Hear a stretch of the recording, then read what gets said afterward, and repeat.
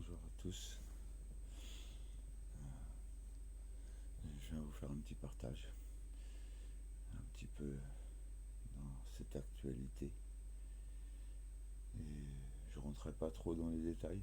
Je vous transmettrai juste certains détails bibliques. Après, chacun est libre de choisir ce qu'il veut.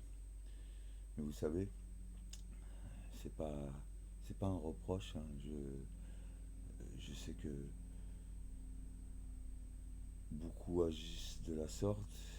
Et après, je peux essayer de comprendre aussi. Mais il y a beaucoup de gens en fait qui ont des Bibles. Et en fait, je parle de croyants, tu vois, qui ont des Bibles, mais qui lisent, entre guillemets, que ce qui les intéresse ou ce qui les rassure. Par exemple, il y a des gens, je suis souvent tombé sur des personnes comme ça, qui lisaient que les psaumes ou les proverbes, mais qui en fait lisaient pas beaucoup les autres livres, à part quand peut-être il y a un culte ou il y a un thème qui est sur un livre, mais c'est vrai que par habitude, beaucoup vont chercher ce qui les intéresse. Et je pense pas que c'est comme ça faut percevoir la parole de Dieu. Je pense que la parole de Dieu, on doit la prendre en entier et pas prendre juste ce qui nous intéresse, même si des fois ça peut faire peur ou ça peut décourager ou peu importe.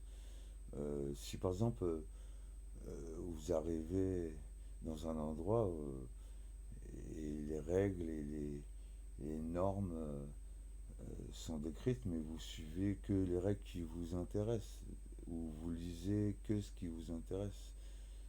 Après, encore une fois, c'est pas un reproche, c'est peut-être un rappel pour certains qui entendront cette vidéo et peut-être ouvriront leur lecture plus loin et liront un peu plus. Parce que la Bible dit aussi dans sa parole que mon peuple meurt par manque de connaissances. Et c'est une réalité parce qu'en fait, quand on voit ça, c'est vrai que beaucoup, en fait, tu vas leur dire des choses qui sont écrites, en fait, et certains vont se sentir surpris. Et en fait, c'est normal parce que certains, encore une fois, choisissent juste ce qui les intéresse, peut-être pour se rassurer, pour pas se décourager dans leur foi. Je peux encore une fois essayer de comprendre. Mais encore une fois, moi je comprends pas toute la parole. Il y a des choses qui me sont révélées petit à petit. Et, mais ce qui est sûr, c'est que je m'efforce de lire toute cette parole. Et, et voilà. En tout cas, soyez fortifiés par ces temps qui sont un peu lourds, même très lourds dans certains endroits. Certains n'ont pas de jardin ou d'endroit pour aller s'abriter à l'ombre, parce que même à l'ombre, il va faire très chaud. Et le thème que je voulais vous parler, bah, c'est justement par rapport à cette chaleur. Cette chaleur, certains, bah, ceux qui lisent leur Bible ne sont pas surpris de ce qui arrive, parce que tout est écrit. Ceux qui lisent vraiment leur Bible, que ce soit Jean, Esdras, que ce soit la Genèse, que ce soit Apocalypse, que ce soit euh, tous les livres en tout cas, ceux qui lisent ne seront pas forcément surpris, parce que les choses sont écrites. Et là, je vais vous faire part d'un, de deux vers, de quelques lignes du livre de l'Apocalypse. C'est le livre de l'Apocalypse de Jean. Et en fait, ces quelques lignes, c'est dans Apocalypse 16. Non, ouais, c'est ça. Apocalypse 16, euh, versets 8 et 9. Je vais vous lire ça tout de suite. Avant toute chose, Seigneur, je suis rien. Je ne comprends pas encore toute chose. Mais je te prie encore une fois de me donner discernement. Donner discernement à chacun de tes enfants. Et pouvoir conduire encore une fois chacun de tes enfants dans la vérité, avec sagesse, avec humilité. Et surtout préparer chacun de ceux qui vont voir les choses arriver pour qu'ils puissent supporter. Car on est dans des temps où on voit les choses qui s'écroulent, encore une fois. Mais Seigneur, nous demandons de l'aide et à chaque instant, nous demandons que tu nous soutiennes. Permets-moi de lire cette parole en ton nom. Si tes écrits sont la vérité, ben, que cette parole s'imprègne en chacune des personnes qui vont entendre cette vidéo et qui puissent se rapprocher de toi, qui puissent se fortifier dans leur foi. Aide chacun de nous encore une fois. Merci pour ta parole, merci pour ton amour, merci pour ton exemple. Que ta volonté s'accomplisse, Seigneur. Ainsi soit-il. Alors je vais vous lire ces, ces deux petits versets. Apocalypse 16, verset 8. Le quatrième versa la coupe sur le soleil. Il lui fut donné de brûler les hommes par le feu. Les hommes furent brûlés par une grande chaleur.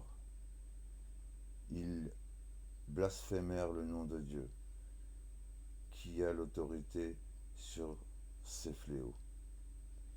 Ils ne se repentirent pas pour lui donner gloire.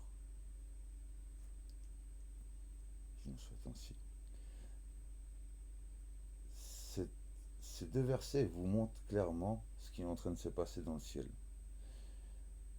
Encore une fois, Jésus, quand il reviendra, il dit que personne ne sait ni la date ni l'heure.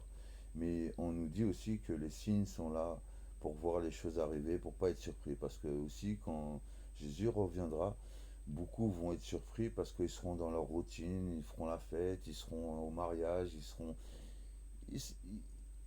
En fait, il va arriver vraiment comme un voleur. Et ces choses-là devraient avertir tous les chrétiens qui disent vouloir croire en Jésus. En tout cas, s'il arrive comme un voleur, nous, il nous prévient de certaines choses qui se préparent avant ces choses. Et les écrits, ils sont là. Encore une fois, ce livre, je ne peux pas définir tout ce qui est écrit et comprendre forcément tout ce qui est écrit. Mais ce qui est sûr, c'est que ces deux versets vous montrent bien ce qui se passe avec le soleil. En tout cas, soyez fortifiés, que le Seigneur vous bénisse et qu'il garde vos cœurs plus que tout, parce que le Seigneur ne viendra pas chercher vos victoires accumulées, vos gloires humaines. Il ne viendra pas chercher vos habits, votre succès que vous avez acquéris dans vos vies. Le Seigneur viendra chercher des cœurs aimants, des cœurs d'amour véritables. Il ne viendra pas chercher les hommes selon aussi leurs actes, parce que la grâce n'est pas sauvée. On n'est pas sauvé grâce à nos actes. La grâce est donnée gratuitement. Maintenant, chacun est libre de l'accepter. Mais comme dans toute chose, quand on décide de choisir un chemin, eh ben on applique certaines règles et on essaye d'évaluer l'ensemble de tout ce qui est autour. Et nous avons certaines de ces règles et nous avons aussi des exemples de ce qui se déroule dans nos vies, dans le ciel. Mais la seule chose que le Seigneur vous demande, c'est de garder vos cœurs plus que tout, d'aimer votre prochain comme vous-même, de pardonner, même si vous dites que c'est dur, même si vous dites que l'erreur que l'autre a fait est bien trop dure et trop mauvaise pour être pardonnée. Mais ce n'est pas vous qui jugerez, c'est lui qui jugera. Vous, votre devoir, c'est de pardonner. Celui qui dit qu'il est à l'amour, qui ne pardonne pas, n'a point connu Dieu.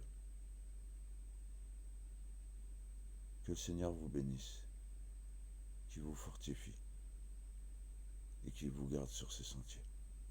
Qu'il en soit ainsi.